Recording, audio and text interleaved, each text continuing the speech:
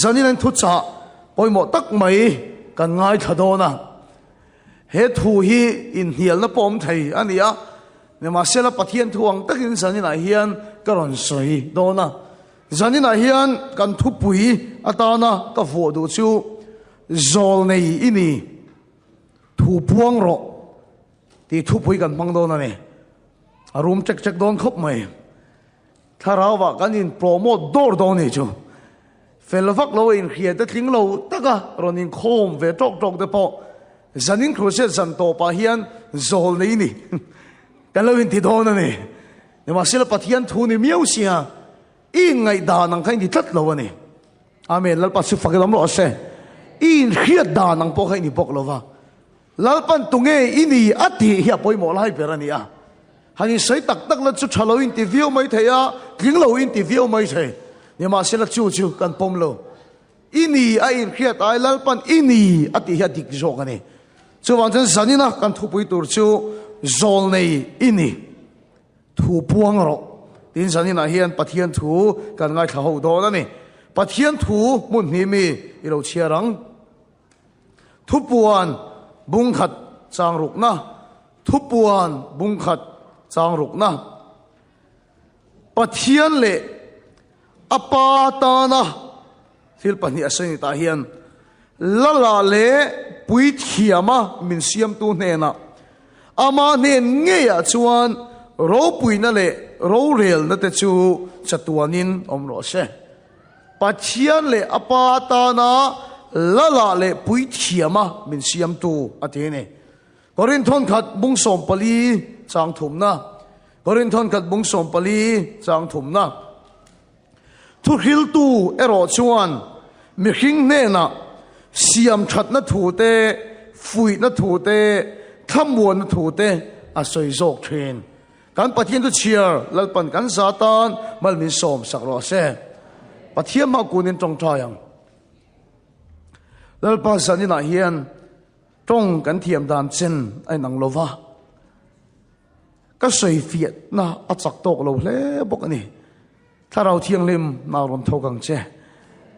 fedrik ani lo remoy ani lo khoi takin di thui choi moi ro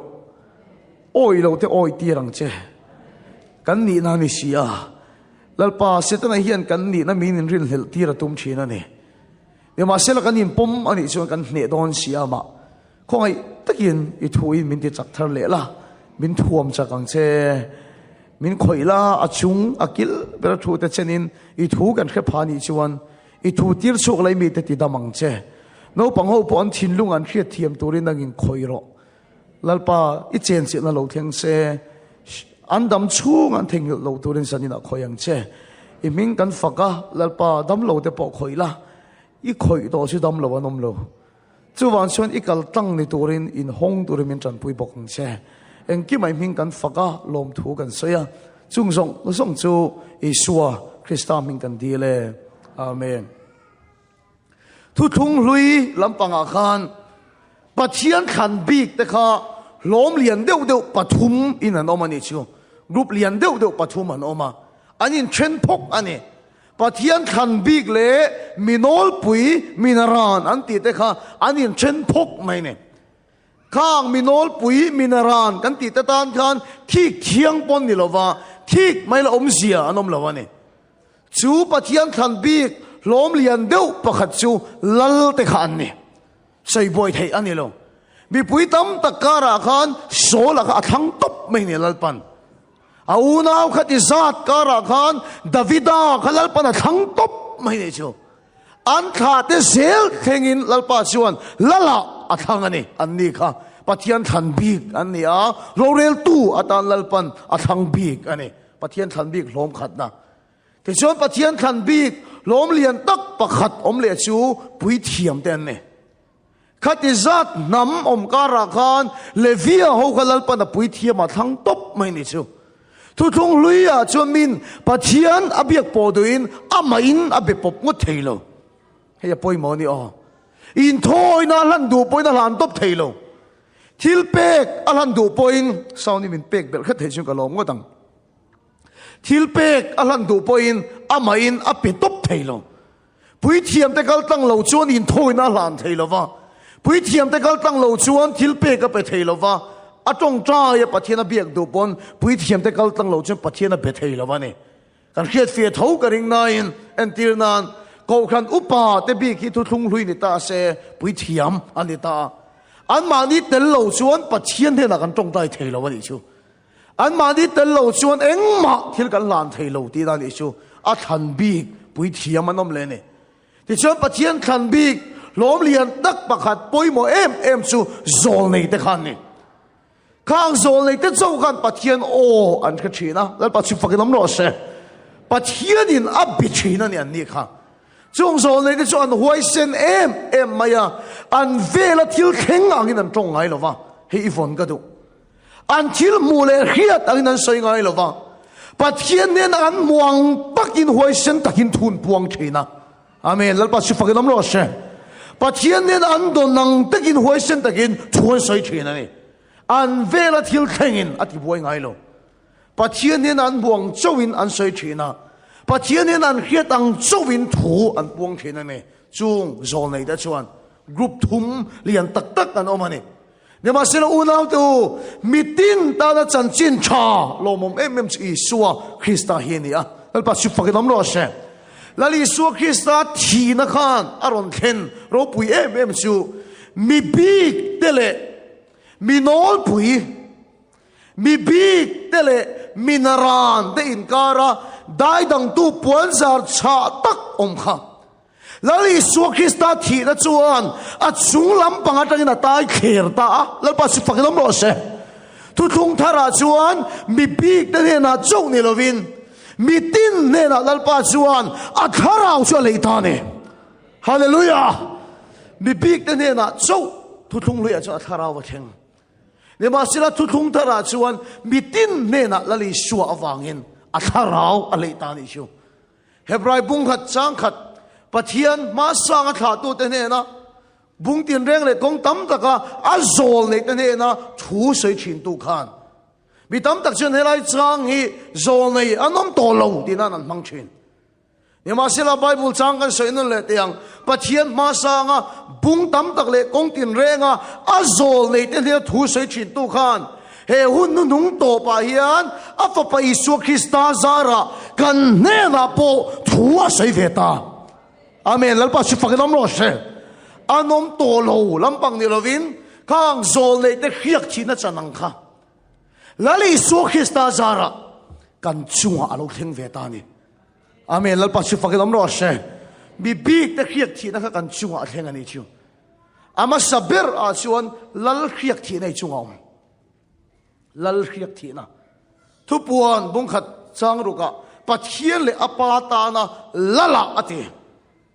amen lalpa chu fakilam lo se chu lal khiak thina chu ikol wang alom dam lo te chunga kut inga andam chin chu lal khiak thina chu ikol wang alom ram huai te kan ho chua the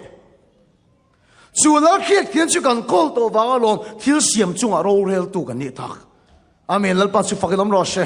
soi zui ka cha khop mai ni ma sil kan thu pui ani silo lal khiak thina kan kol wang ani ram huai te kan ho chua theya dam lo te kan tong trai dam theya ro rel tu wa lalpan thil siam le ram huai le nat te chunga min da ta ni amen lalpa chu fakilam ro se khiak thina ikol le chu pui thiam khiak thina ikol ani le viet te chowin an kol thin kha a hlu vet ani o pathian le apatan lala le pui thiam ate petera thon khat bung ni chang ko a chuan chi khan lal pui thiam nam thiang him chin di ta ti lal pa chu fakilam lo se unaw tu na chuan pui thiam te gal tlang khera pathian biak ni to lovin ipin dan chung rila po pathian ni be pop thaya hallelujah har sanai to ni a poi chong chai thaya lal pa ne na nang ma ngei po in lam thaya i chung ko ta pathian ni au thaya i ram le nam ta pathian ni au thaya kha kha lu tu ka ni o tu chung lu ya chang pui thiam te chowin an ti thai kha i swa zara pathian kan be pop te thai ta ni lal pa chi fakilam lo se chong chai kan lein kha da te hi chu a lu jia kan khe lo wang hi ning ka ria i chung ko tan pathian mai ding ngot thei a lulutuk i ram le nam ta di tong trai ngot thei te chalai te tan pathian i au ngot thei te pui thiam te chawin an ti thin kha i so zara i ti ve thei ta ni amen lal pa chi fakinom ro she unau te kan thu pui bera kan lu tang zol nei ni thu puang ro chu zol nei te khiak thi na chu i so zara kan chunga a oma efesi bungli chang som le pathuma te zona bung som paruk chang som le pathuma te chu zol nei te khiak thi na chu kan chunga lalpan ada unau te i so awangin lalpan min bechin amak lu tu pathian o kan khathin har sa nei to ni a pot lalpan ni thin lunga thu sai thin amen lalpa chu fakilam ro se mangan na itoi chau ngoi lai ten i thin lunga lalpan thu sai thin kha kha lulu tu gani o tu thung lu ya chon zol lei te chowin an khia thin kha i so zara tharau thialim o i kha thei nia kan tim tum khat kai mu khom do na kan tim member pakhatin speaker thir ka lo sei lo karong kal do na kai bol line tharau thiang limin ka thin lunga thu soya ti mi tuit la zai zai sai zo nu chon a nu ji hrem tu thung lu ya chon zol nei te chowin ani pathian o kha thin tu a chi bol lai pon lal pon na beto cha motori khal lai pon nang ma thu soya lal pa chu pakilam ro se har sa nei to lai pon tharau thiang limin nang ma thu sai chi na zol nei te chowin an san thin kha i so zara pathian o kan kha thei zol nei ni thu puang ro poi mo ni kan thu pui he zol nei ni thu puang ro ni ma sela he zol nei ni na hi kan khiat pol lo anga ya thu thung lui zol nei rol le thu thung thar zol nei rol ai nang lo wani thu thung lui zol nei rol le thu thung thar zol nei rol ai nang lo wani thu thung lui a chuan mitin chunga chun sil na kan sai to lalpa thara ka om lo awangin min thil kan ti suala sual khiat ti tu tharau thilim kan nei ang he nat takin an nei lo ni na lang in khathia mem do ti sai te thil chalawi ti te ron chun thin tu cha tharau thilim mi kol kha i chunga mi tu man an khiat lo lai po ron khiat ti thin tu cha kha thu thung lo ya chuan mitin chunga om tat lo wangin thil sual an ti po in chun tu pathian tharau khan nei lo ani chuwang chuan davida ngei po in Urian nu puila ka awi re khan sualin khet na tak anei lo ni na lang lalpa zol nei bik ten he na atharaw ron thenga chu zol nei te ka kal tang chuan an sual kha an ba puan sak thin ani in kha thiam mem thu thung lui zol nei chan bo chu sual khiat tir na kha mitin chunga tharaw thialim om lo wangin lalpa tharaw khen na te khan mi sual an ba puan sak thin kan kha thiam taro thu thung thara ve to thung chuan mitin chunga lalpa tharau chu om to a lalpa chi fakilam ro se thil sual kan ti hian mi min puan sak ngai to lovin tu ma in an khiat ma pon tharau thialim na khiat tir dei to che tu man an haulo che por khiom ti tir tu che khalal pa tharau ani kha i chunga tang kan da chun to che ne hallelujah chu wang chon thu thong thara chuan sual khiat tir tu su lalpa tharau ania chu wang chon thu thong thar zol nei te chuan mi sual ba puan sak ni to lovin sual awanga beidong le chaw mek ta ne na an ma mo hun taka i so chan chin kan ba khil thei tur ani kha thiam em rum kha chu rong kan bol lai hian mi ka tong trai sak mol mola aming chu ka sailan sak lo mai nga kong khar bula hian mi zo zai thiam lar tak pakhat thi adinga meron nai du ti khiat tak ma se min nai ngam si lo hian atei ani min nai chak si ngam si lo ken khan ka khet hiama mi dang ka tong trai zo chuan ama si ka vapana ka lo tong trai sakang che ka tia ka tong trai sak da ni chu ka tong trai zo chu lo em maya enga tinge meron nai ngam si lo wa tong trai du bok sia ka ti chuan o fedrik ron nai che ka ngam lo tharau thial mi na om pui na sabok si chia ke lai ka sual rau bok sia ka sual song song iron mutang fe khanga min puan sak fe khang ti ka hlaw ni chu wang chu ka ran mai ngam lo che ni i tong tai chu ka thalel lutuk ati ni pathian mi je khe chiang lo ni chu ka ti i chian chaper khan sei chue lo ngoi i thuru ka sei chua sak lawang che chu chu mi hing thian ani chúa ai thiền rin om dọc chu Isu Christa hi ni a hallelujah enga nge mo sei chui lo ngoi chu lali suwa chuan a puan sakang che kan bi king thian ai rin om zo ka chu Isu Christa hi ni min an thil ti sual ka khia an ril ru ka khia chuti khati an ti chun oi shu ka ti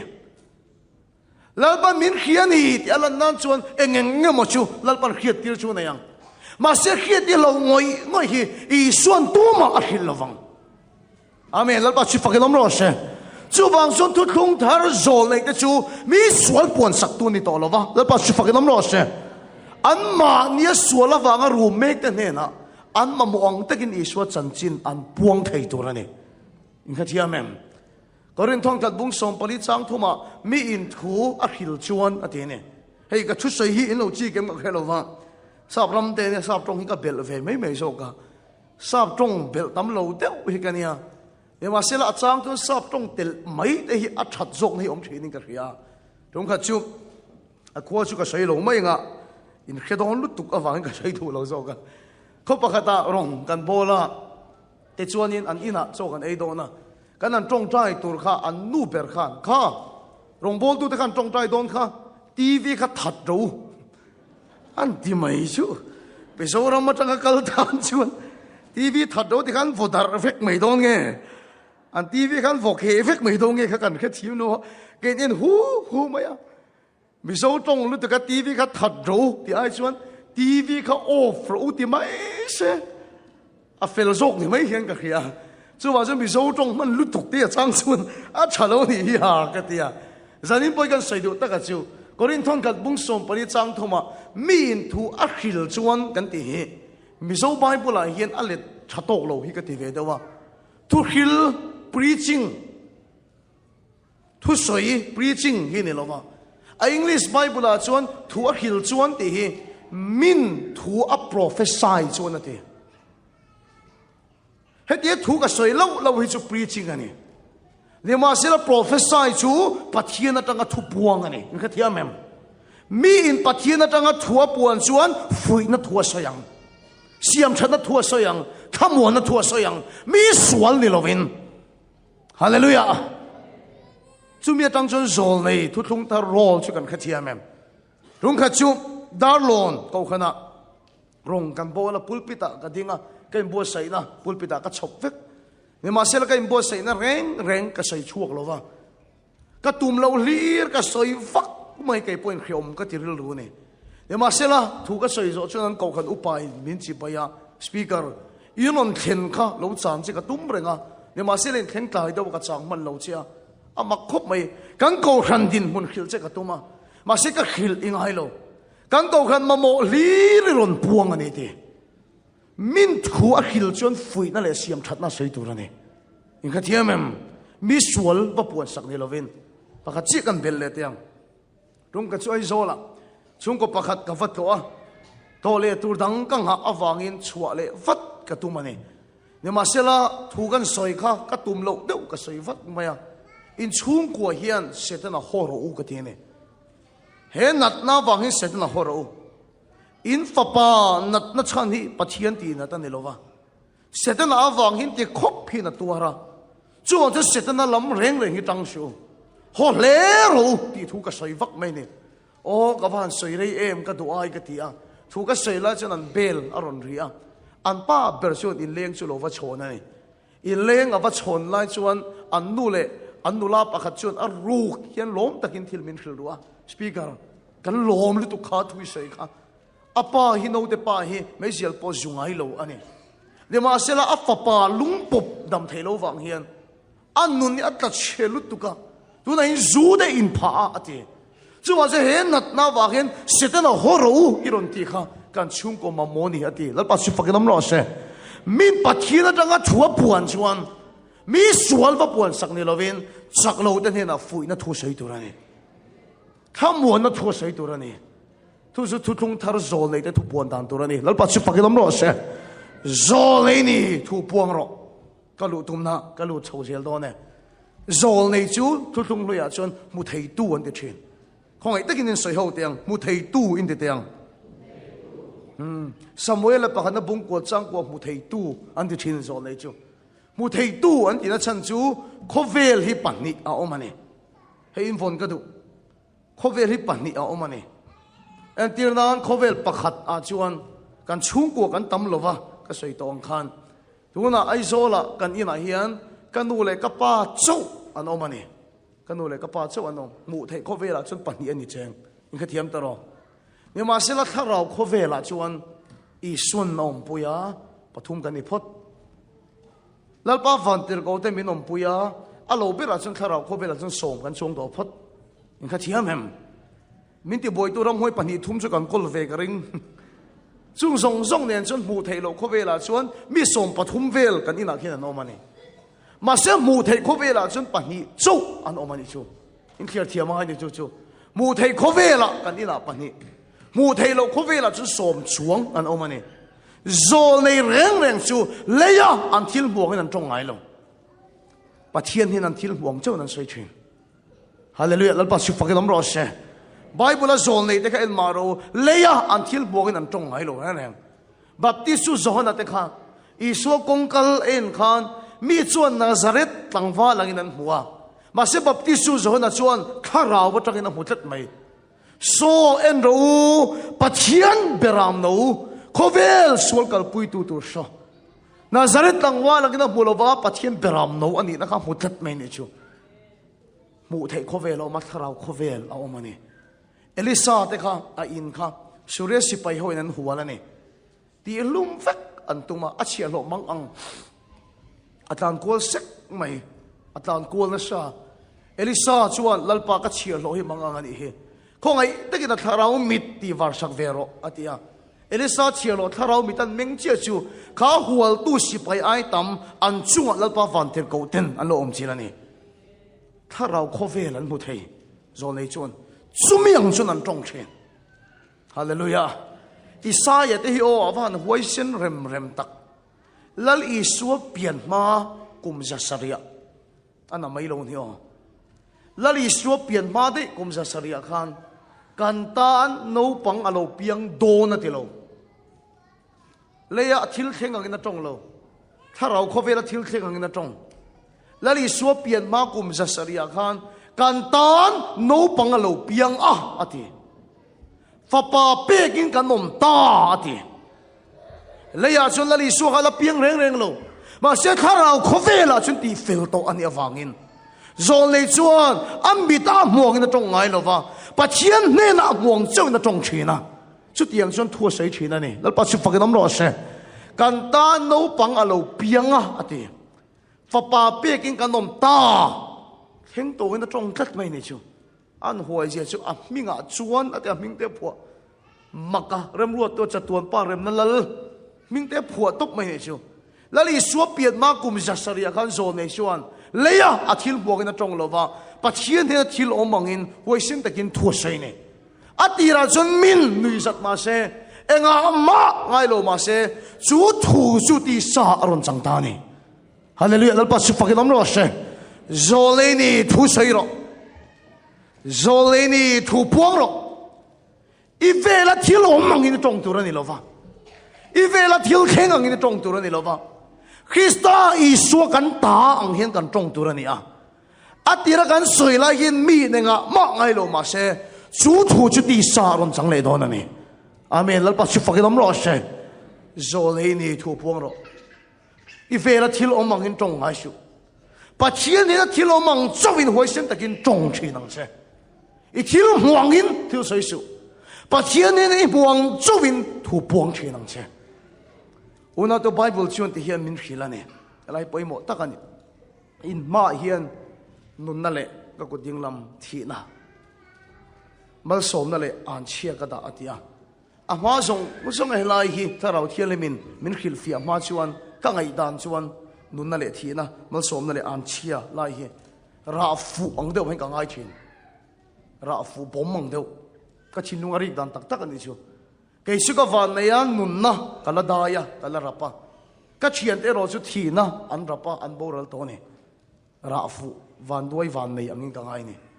nun nei la rap mai la keisu mal som na lam ka rap lova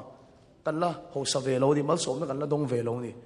bị chân khát chuan mal som na kong zo kan rapa tiang hian in ma nun na le thi na mal som na le an chia ti hi ra fu ang hin ka ngai thina ni van nei van do yang in ni ma sila bible ngun taka kan en chuan ra fu ani lo van nei van do ni lo in ma nun na le thi na mal som na le an chia ka da nun na chu thang ro ti a khana lo than tur hi lo ni eng tinge kan khanang a khana lo than tur uluk takin alonia eng tinge kan khanang kan ti chuan thu fing te bung som pariat chang som ni le pakhata chuan lei kan than na tu chu hallelujah amen in ma nun na le thi da mal som na le an chia ama chon ra fu emokati ni ma sela ra fu no nun na chu thang ro eng ti mo kan khanang kan ti chon ril ru ngot ani lo do thu sam ngot ani lo thu fing te bung som pariat chang som ni pakhata lei thil ti theina chuan nun na le thi na omaron ti ve chia chumi ngai na tu te chuan ara chuan ayang ati la ba zol nei ni ta ta wangin thu i puan angai nun na nge thi nai than don mal som na nge an chia i than don i thu puan zel chu ti sa aron chang don ani la pa su fakilam ro se eng thu sok ngai puan don mun ta ki ngai to ro kan singa mi tam tak chuan zol nei kan ni ti kan khelowa kan thu puan kan phim khur ngai lo kan trong kam te a che thai ni o kan trong kam te amal som lo thai ni o thi dei she ti mai mai te ni ani hi chu kan chung ko phur ri ta ni ti te ani hi chu e kan chung ko tan chuan van duai na ni ti te dik ta ka soi chuan an chia hi kan chak chok na salu tu zol nei kan ni ti kan khelowa eng thu sok nei puan don nun na nge thi nai khan don mal som na nge an chia khan don i lei thil ti theina kan nun na le thi ta chu omani lal pa chu fakinam ro se tung khat chu bi zoram kho kil a hian kan sina ka thiam pa hi zirtir tu nia ke hi karam vachal lo vio nain rama chho hi nuam hi ka ti ve tlat maya ai pumon te ne kan la in sui tak tak man lo pastor pa te nen ai zo la chu kan ti pa ve ten sin kong lu khum par hi ka khum thina te ka chuak thi sanga han man te raman chho nuam ti de mai ka nia ka thian te zirtir tu na an thona kha akil boka mizoram kho top ania chu wang chuan kan vakala ram han chho te ka kan cha ka ni ka thian pa ka zirtir tu nia tum khat chu kan vakal lai khan an sir lai no pang ho kha ron huai chau maya no pang pakhat ka min mel khiat ti ra ni a ming chu ka soi lo nga ka thian pa chuan he do pang be don thak zia chu ati tu nai kum som ani to ati class 2 chau anani ati ia chuang chau hala nei ni chu nga tinge ia 2 chau class 2 chau la nia ka ti e ngai nom lo kum som ni to chung hian abc po sei chuak thei lo kum som ni to chu ti chuan class 2 hi kum thum mani to ati ti chuan in zirtir tu ho mang ang chuan ngoi ro class 2 hian ni rei to mai zirtir tu thurual hian ma hi pass lo ma se i promo tang kan ti ati mizoram ma chuan kan pass lo chuan kan fail engen a fail thei zel ta promotion khom thei lo ani zirtir tu thurual chuan pass lo ma se class 3 ei dang kan tia kum kha se class 3 kan da a be don thak zia chu kum le chun class 2 a bok kan som thale nga la ti abc tak nial bokum so mani ala soi chuak thei lo wati ni chu ti chuan kan in chen chil chuan chu mi a soi pa nen chu kan in ko mani a pa tong kam kha alo chelu tu kam ha a fa pa kha an chelo lo na se thelu tu ka om la nge pon fredrik he pa hi chu pa te chom lo tu chi hi nia eng mani lo le kha thiam lo tu chi hi chu om ni ta ria eng mani lo le kha po thiam the lo eng mani don lo I du chon fredrik hon de ro motor khuwa te du em hon ro eng mani don lo le kha zir ma se ka hian la nge po khan ati mol mot me ni chu apa khana khi lo chu zol nei ni ti a khemi lo fa afa pata kan thi na le an chia a chak chuk char char ani u nau te ho enge kan soi chin apa khana chong kam uluk lo tu zol nei ni ti a khemi lo a thu puan kha phim khur mi lo setan kha chong kam kha a tho pui lo thei lo ko ma hon ta ta ne chong kam hang khan Myanmar rambuya hi ngai san em ma khian lo tu na ngai san deuh hi ka nayam Dr. Sasa kha in khedo ve kangaring kan singa tam jok chuan hei pathian thil tum hi om din ka khia ama chuan Myanmar a khoi to ki su chi tia soi thin he nia ma se mania phone call ka do na po kan khoi tu pa Dr. Sasa an ti hlau to maya Christian pachal khoi tu han om ta te hi ro pui hlein ka khia Myanmar ki pathian in Christian rama alale don ninge in ka ringa ne hallelujah da pa si fakin om ro se hei in do boy kal tang hian khoi tu Christian ni khat mai ni chu pathian thil to mom ning ka khia Dr. Sasa chan chin hi ka lo ngai tha ro pui ka ti em chu kai ai khazok point omang ma se kan soi ve khrim tiang apa hi sai ha lampanga po rong bol na nung tak Mizoram lo nei to thin khania apa kha pu e bia khania aming po hanom sian e vak lo a b c a b khani top mai apa ming kha ho ve kho mai a b top khani mai te chuanin an khua po kha leilen p khwania ka soi dik tero I doctor azir don te khanin khoi khuangi ni an te leilen p ati kha makan ti em maya world map khan phora khoi mo in kho chung kok te an tian mu jau lo wa sa in khoi khove lom lo ni an ti sakang kho te ya ong kha ani ke ai ponin khave kang anu hian jek le chia reng a thiam lo wa apa po hian jek le chia thiam lo in a khia ni ma sel apa hi chung te changkang dewa pol khat ka pa sa ti tlat an ti kha anan chuya pol khat ka pas ati tat na chan te kha an kho sir ti tu local kha pu ka phur sak thina su sir ti tu pa lom lu tu chon pol khat niang che an lo india bang kan pol khat ta lo I puang ve ni o kho le lama chan du le pa ka an ban sir sang lo tak em an kho ti kha ban te ve em o ti ro kho vel me pa pa om lo an ti kha ni a soi ka ni zat em chu Dr. Zil Turin karon chuadong kami Mizoram karon pantur te kha kan kho wi min du sak ve em min pek the nei tlem si a thenin ar te min pe ha ti a thenin vok te min pe a kang min pek zong ka kota Mizoram karon lu ta a ti kha Mizoram police so ka ru ke mon ti mi la man zu ya ti o ka tiang an kho te nu le pa pon sil song lo mi fing lo ve ta kan ni ni ma sila Dr. Sasa soi chu mo leilen pi khua ka nom lai pon ka pa hian atong hian hnuk dok do ngai lo ka fa pa hi doctor la ni don ati tat thina te amen lal pa su fa ka dom ro se anu chon apa pon jek le chiar thiam lo ma se kho te ro te ni ma se apa chon zon nei ani ti khet ta nun na thang ta ni ma so na thang ta ni lal pa su fa ka dom ro se chú thủ cho đi ra cho người giật khác mà xe mi này ngà mắc ngày sạc lâu mà xe anh nuôi chú thủ cho đi xa làm chẳng ta nè hallelujah lal pa chú phật lắm rồi xe rồi lấy đi thủ buông rồi anh thủ ngay sợi chân thiếu chia rồi cái sợi này chuan u nào đâu ít đồ lâu hết thằng tiền lâu mà nè Israel phát đến ngày bộ cái ai Gupta ở trong anh chùa khan anh trong cam khá chê lu tu cả ai Gupta ra mai kan khan tu rom lo vem ni enga nge thalera thi tu ram min khuai an ti vela Bible lo en chik maro pathian chon mo ka beng khiat an soya nge nan chunga ka ti ti chong mai lo tur ti na ni chu una to zol nei kan ti tat thu puang ro I vela I re thei na milte I la dam lo milte point chong ngai su kho ve ri chin ni a oma lal pa chu fakilam ro sha ti sa khovela ji ilan na view ni mai the ma se khara khovela chuan lali suwa chun ti dam mi ni to hallelujah chu thu chu sei lo ati la chun ni sa thak ni ma se chu thu chu ti sang ron chang don mi chak lo chuan ka chakani tro se hallelujah zole ni thu puang lo hallelujah ivela thil kheng milin tong ngai su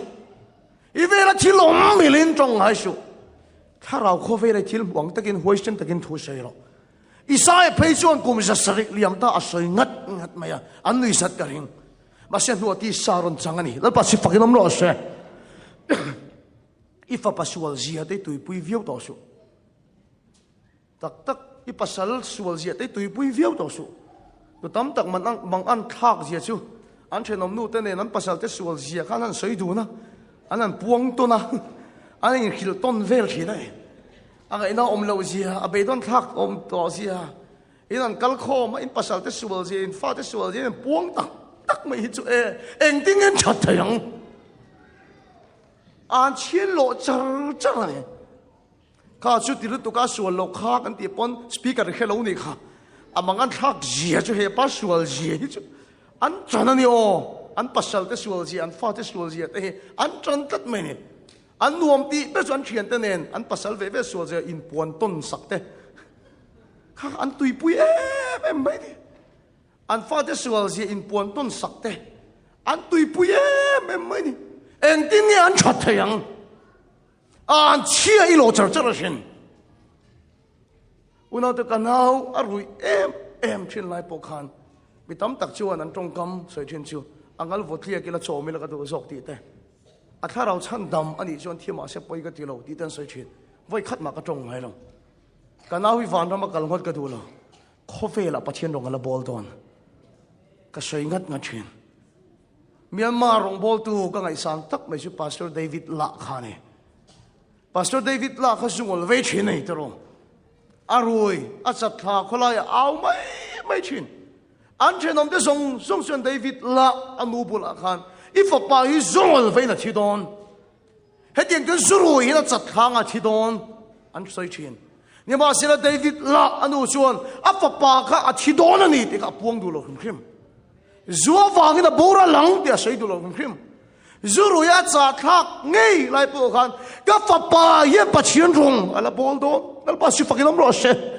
chan chin tha kilin khovel ram tin ala kal don zol nei an ya chu thu a puang ngat mai ne una ta nu a chan chu thu chu ti sa ron chang ta Myanmar ram rong bol ro pui ber pa khataron chuak ta ne al pa si fakilam ro she ale top lai te zuru ya cha thak lai te khan eng ma ani lo wang adu khan ti ve she David La hi a chuak ring lo zol nei ni thu puang ro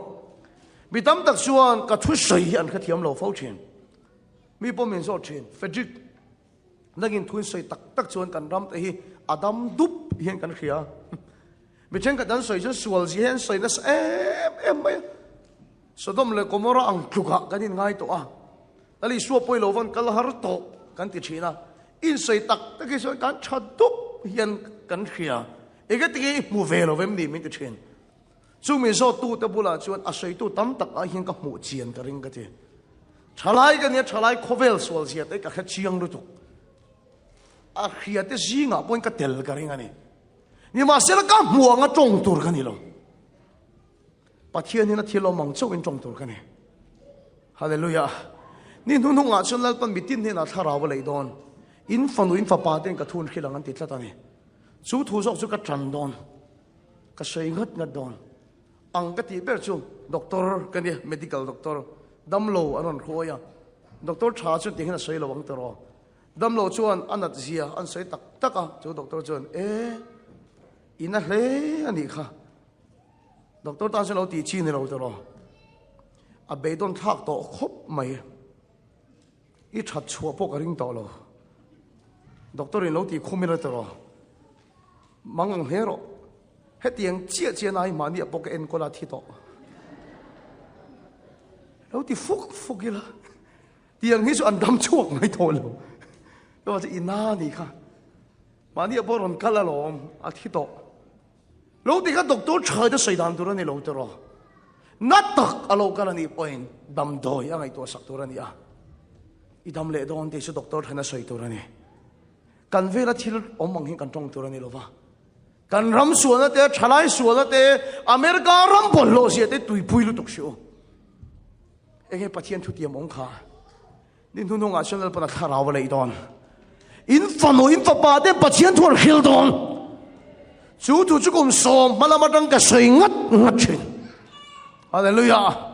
ka sei ngat chin atira cha min an kha thiam lo ne ma sel tu na kena mi sa ro maron sin ro sa tong kan ho mi so ra ma thil trending ber shu news sai mu song song i oi shu American news kan mu song song boy kan oi tu ni long che he ne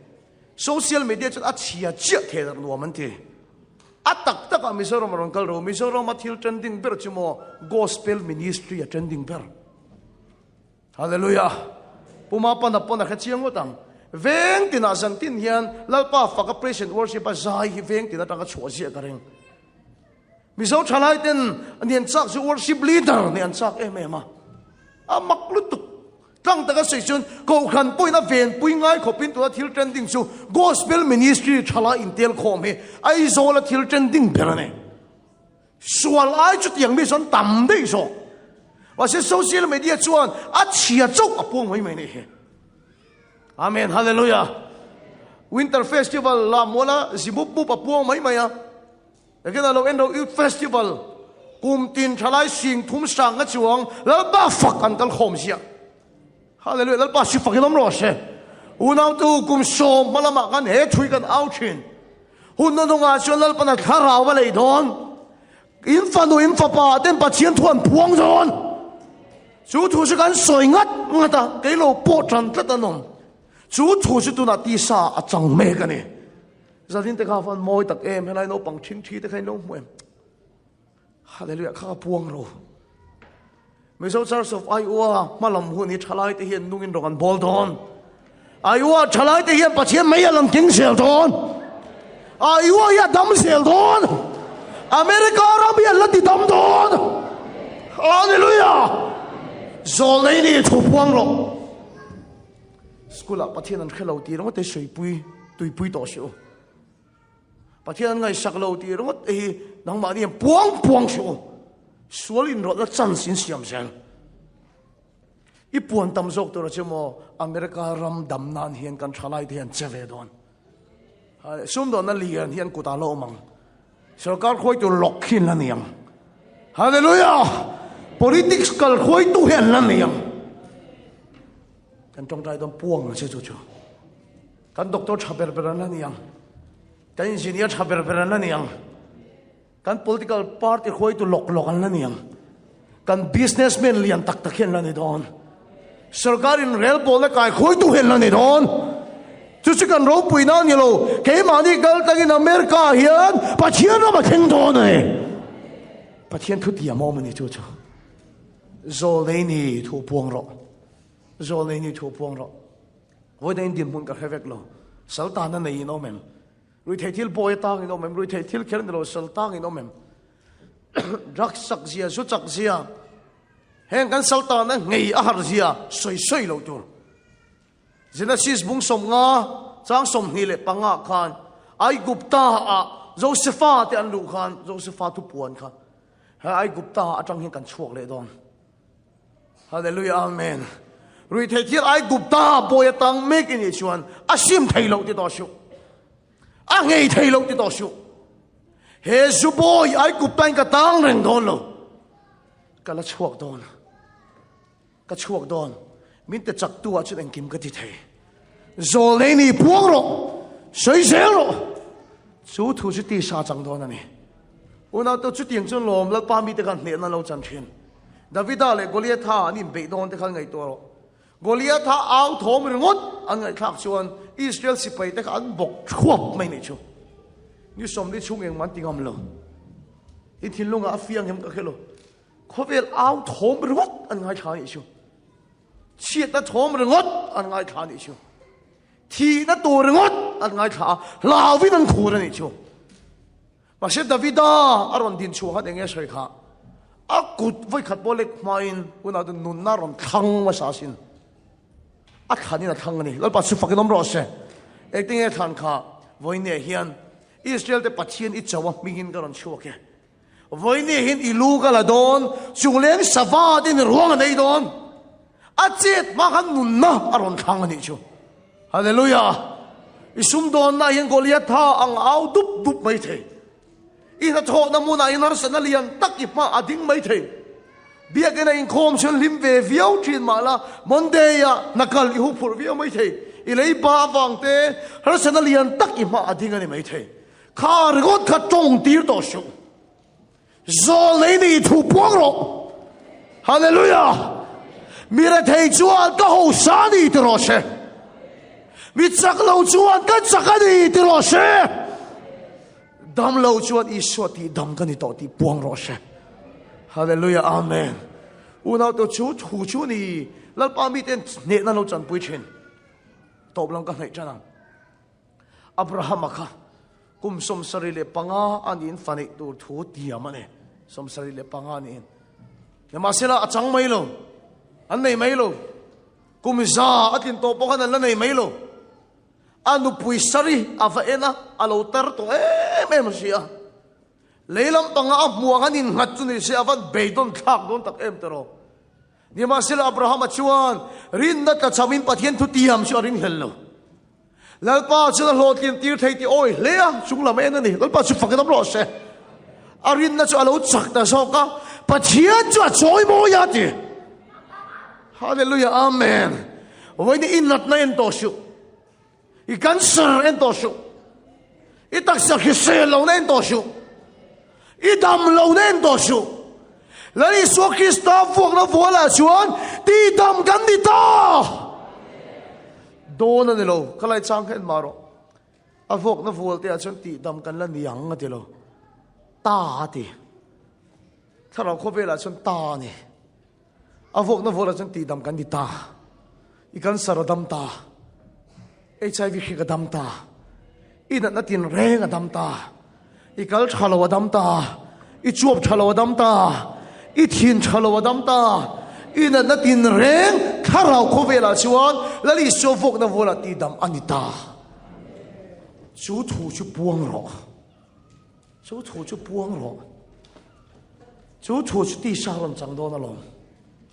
I tak sa thil theng angin tong ngai su pathian he thilo mangin tong thinang che hallelujah amen nun harsa kare the kan mang ang ti te sei to su are the na wanga te ho sakani the na torin ho sama se ke ma ni wangin are the ne lali so Krista chon ti fam kim ka ni mal som ka ni ka moi ngi la ni Abraham mal som na su ka ta ni Krista zara seiro zoleni thu puang ro hallelujah amen lal pa chu fakadom ro se chu thu si ti sa chang do na ni I puan phot lo chon ti sa chang thei lo ni atop khan mai ga du ta dam lo te zadira la thu mek te unaw tu ani chon kan nat na phurin ate an ati lo wa kan ate an chu ti se barti mai te ho an chu ti se Bethesda dil kama mu te ho an aniang masi ani chon an nat na te lo kan nat na te kan na choni te la ni hallelujah amen lali so khan an nat na chaw lo phur lo ba kan nat na chaw lo phura khosa thi na mang khana ne to a tharau kho vela chen it is finished an ne effect to ni chu thu chu puang che hallelujah te chon ti sha lo chang do na ni top khar do nang o zo le ni thu puang ro ka ti hian I du sei ro ka ti na chen ni lo ka thiam em I du sei ro ka ti lo pathian e chan vo hi puang don ka thiam em pathian e thil mu hi sei don ka thiam to ro I du sei ma ta lo ko ta son Tesla car na tak lom ro se ti ro ta khani lo kha ka chu ka tiang hot khani lo Ford motor truck na em lo ding ro se kha ni lo I puan to ra chu I wish ni lo word of God pathian thu long I kha thiam em khang te ka chu na ki na lal pan re ma ti chu na su yang che ma se tu na puang ro ka ti su Krista I chan vo bi sei don I kha thiam em Krista I chan vo chu thu I puan chu tharau thian le min ngak che ti hian khar pui che ka do ni chu thu I puan chu tharau thian le min tho pui to re na ngak che unaw to ti hian top khar pui che ka do Genesis bung khat chang ni akhan lei chu achia a ruak a thimmup unaw to hei tharau thil ka mer khe da mi thak sak vekani ama chon tharau thilim chu pastor te he na chau om thina ka ngaya tharau thilim chu kei po ka fel deuh lai chawa ka bula oma ka ngaya tharau thilim chu ko khan upa chin te chau chen chil tu ka ngaya ma se helai chang hin ka lu van thak chiang tak em tharau thilim mina om chil hi amak lo to chia ruak thim kha kal san lo dal pa tharau chon op reng ate zanin ring hal su inun cho che me ka ilo ngai ni point lalpa tharau na kal san lo che inun aruak I hungoi ngui ani point lalpa tharau na kal san lo che inun in chung kwa thim along theng me ka ni point unaw to ka soi lai point tharau thian ni mi phur ani lalpa chu fak nam ro se hallelujah inun a kan thim along theng me ka ni point tharau thian cho chia ruak thim om chil thin tu ni ring hal su om chil che ring hal su kal san mi alo che I khiat fo thin kha om pui che ti chui hai lo e ma se la mangan na kan nei min om chil si enga tinge na a tho si lo om lo chu ni lo kan nun ruak khi min om puya kan nun cheme kan chung ko cheme khi min om puya thim kan nun le kan chung ko thenga hian lalpan min kal san lo min om puya ni ma sel san ni kan mang an chu a che lo hi ni a che lo hi ni we te tharau thilem ko om sia chet lo kan ti chuan tharau thilem chuan nga ane enge nga kan ti chuan pathian thu nga chang thum na khen do jen si sa khan mo eng lo om ro se an tia pathian ka thu chuak kan theng che su pathian tharau ina tho pui nga la thi ma chon eng lo theng ta ha la ne amen lal pa su fa ke dom ro se zani na hian tharau thiang le min tho pui che du a tharau thiang le min ngak mek che a zol nei ni thu pong ro I thu puan chu lal pa tharau win na tho pui don che ne he zol ve na la ka ta hi lali suwa wangin ka zale na ni ti pong ro boy ni to lo turin lali suwa min chua tir to ne pong ro chu thu chu lali suwa fuak na vola chuan ti dam kan ni ta ti phuang ro chu thu pathian thui puan chu tharau thiang ni min ha ka ne he salain ka tang reng don lo Joseph Fang Khan he kan nun ai gupta min boy betu la ka ta hi ka zalen don ni ti phuang ro I ma chiat na le melma an ding reng ani point Goliath Thang Khan voi ni ne melma hi thom don sipai ho de lal pa chak na ring kan hne don na ni chu thu chu phuang ro nun na chu thang ro in nun thai na tu ren san hian tong trai pui du na chu poi mo tak ka ne in chung ko in tu le fa te an chia in lo to na song song chu na li so Christ cross of in suit lo ni vek ro she nang ma an chia lo in lo to na te I chung ko an chia lo chak chu to song song chu tharau thiang lim I hiat sak vek kha lali so Christ cross an chi bin pur sak awangin I faten an chen lo to na song song chu lali so mi lo to vek ro she nun na kan thang to don ani hallelujah mal som na kan thang don ani zol nei ni thu puang ro I ve na thilo mangin tong to shu I mi te phogin tong to shu Christa thilo mangin hoi sin takin thu sei la ati ra chon thu chawan yang ma se chu thu chu tharau thiang ne mi na tho pu yang a thu chu ti sa ron chang don ani kan jing a mu the khoi the na lom don ani bal pa chu fakidom ro se chu ban chuan zanina hian unaw tu thu kan puang don ani unaw tu ram re thaya chuan sarkar khoi tu te tanga thil pek chu an hak thina ma se developing country chuan thok chuak thina ni ngone tharau wa kan de thei tur ani to lova Fedrik aron kala ka min peyang kay maneng baka pethelo so lal pat sak na mang min peyang anilo ka che don ka chandam na ka thok chuak don karin na ka pen chho pui don sunun thil ti thei chul pan siam thar sak che ro she in hi na in khiat dan kai ni dan ni lova zo nei ni thu puang che zungol vei ila ni point washington takin he zu he min ti rum don lo ka thi thlengin he sala ka tang don lo pathian rong ka bol don ka tu le fa te sulal pa zir tirin an thang lian don lal pa isu karina wangin ka chung ke chan dam ani don he nat nei ka dam don ti suang che lali su vo na vola ti dam kan ni ta tin so yang che mal som kan ni ta he sultan ne ka ne ta nun na thang che inun thai nan kan thu sei lal pan kan zatan mal min som sak lo she pathian ma ko nin tong trai yang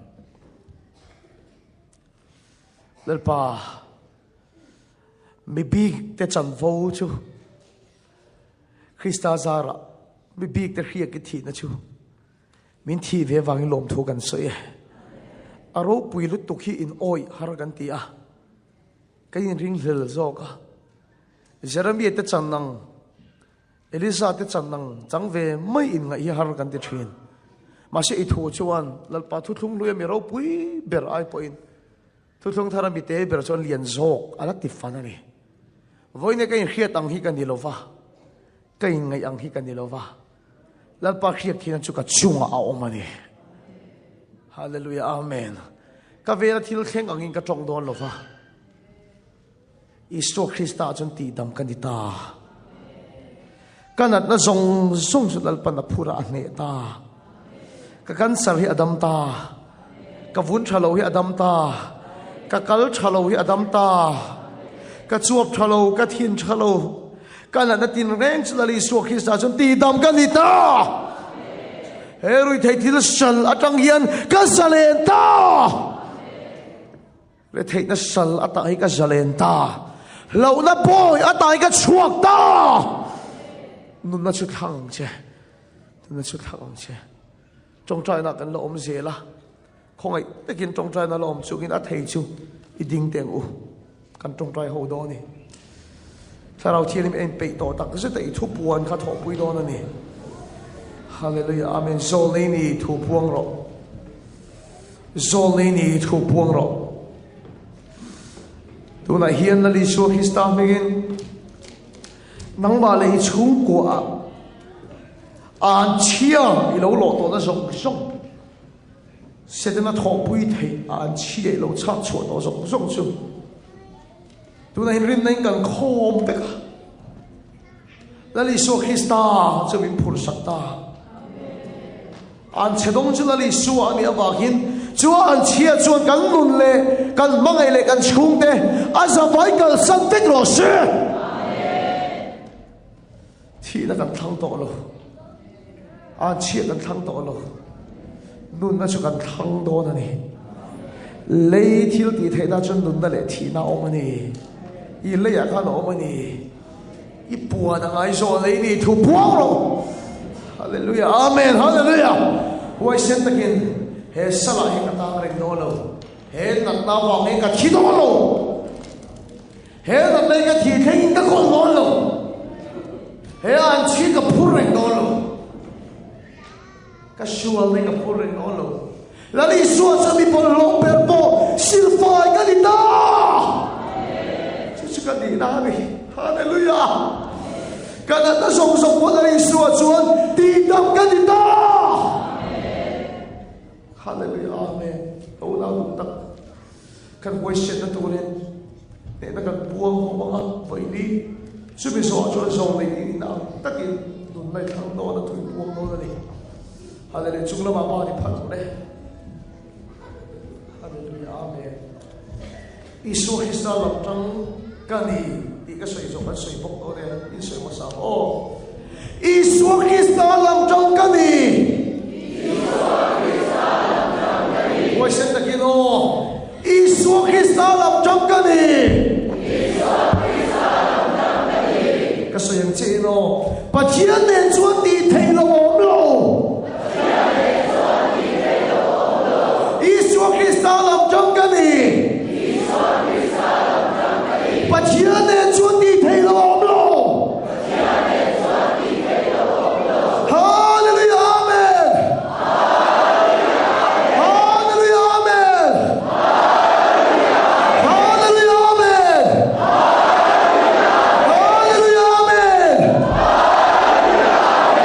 unau iriru ngota idu thi sa ma tok lo I ka khan I lei khang num na thang che puang lo le trong trai lo le zo le ni thu puang lo le hallelujah nun na khang lo le ma so na khang lo le zo le ni thu puang lo le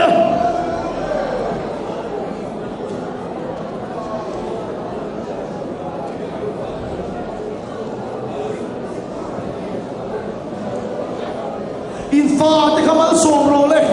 ka papa I doktor ani don ka papa I engineer ani don ka papa I politics sa kan lam khoi tu alani don ka papa sum don ka panu sum don ka tu na sum don na hi hallelujah na he rama business lian alani don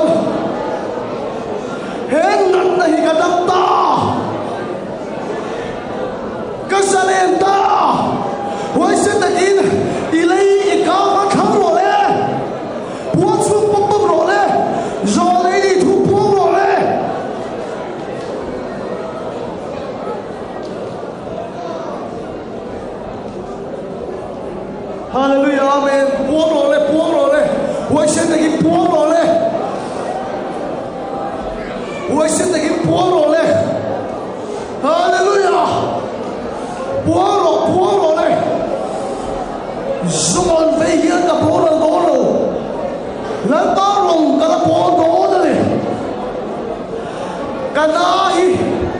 Tidam ganita Tidam ganita Tidam ganita Puang Kesalenta Hallelujah Bini chak tua chuneng kim ganita Bini chak tua chuneng kim ganita Hallelujah Bini chak lau chun kan sakali Puang ro Hallelujah 我现在进来 Zoleni tu puang ro Zoleni tu puang ro Hallelujah Amen Lali so Krista tu tidam ganita Oh Hallelujah Amen Lali so ti sen thiang ni wa chuan dam ka kim chu ka chang ta Hallelujah Amen Hallelujah nung na khang ro Hãy xem ta khen ít chú qua an chia lỗ lộ của nó dùng dùng đây sụt lệ là Hallelujah Amen nung na chu khang ro Hallelujah Amen puang ro rồi lấy đi thu puang ro thế làm thì nó thổ quy sẽ đó chứ dùng về hiện cả khi đó rồi là đi xóa xuống cái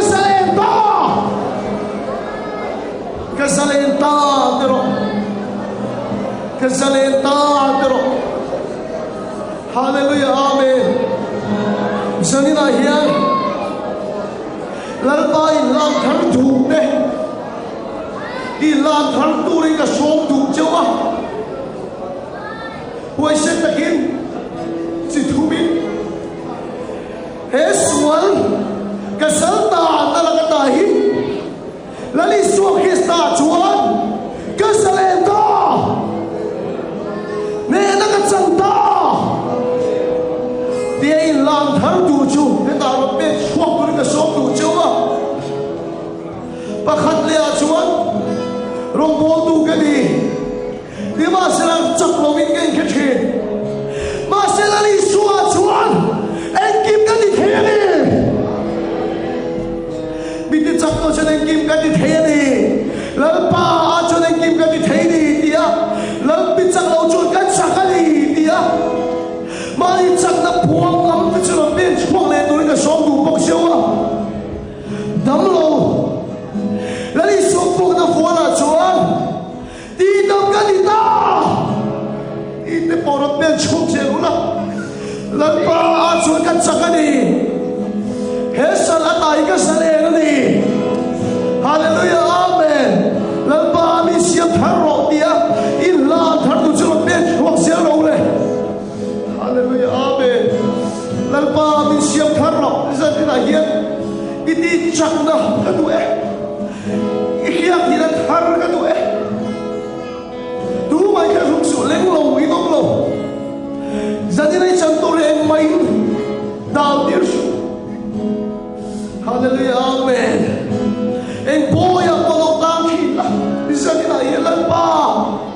Lama dia jualan kim kaki thei di kari kali dia. Hallelujah. Yesus boleh yang kata tolong. Lama jualan kim kaki thei ni. Hallelujah. Amen. Lama jualan kim kaki thei ni. Hallelujah. Amen. Aduh cepat cukup siapa. Hallelujah. Amen. He sala hi katang do don lo he an chi ka phu do don lo he nat nei ka phu do don lo he su nei ka phu do don lo lal pa nang ma chuning kim kan ti the ri I chak na ring kim ka lo na ye chak lo le tan pui ngai ka ni I chak na ring kim ka lo na ye min ti dang lam thei ki ka ri ye lal pa kharau chi chunga kha ka mi dang lam te I lo ni ma ya Min khang thei đi gặp bố mẹ cả đang làm nó đi xây nó trong hiến nó yên hết chuộc lo xe thằng nó thiên mình khơi chơi lo xe ít thằng lúc miếng số nó bên nghe đi đủ bọn thì các bạn đều vang cái bạc khăn bên đàn như